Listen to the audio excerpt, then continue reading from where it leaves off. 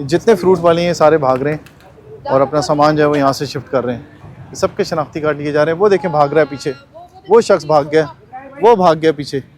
अब ये शख्स भाग गया है और इसका सामान, अपना सारा का सारा सामान, सब्जियाँ फ्रूट वगैरह छोड़ के भाग गए।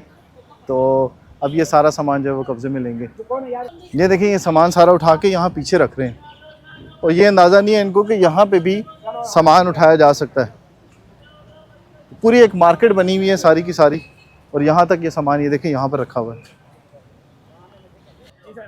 ये देखें ये दोनों सुजुकी हैं जिसके ऊपर ये सामान लोड कर रहे थे और सामान रखवा रहे थे सारा। अब जब सीडीए की टीम आई तो उसके बाद यहाँ से सामान उठा के ये सारा लोड किया जा रहा था इन दोनों सुजुकी के ऊपर। ये देखें,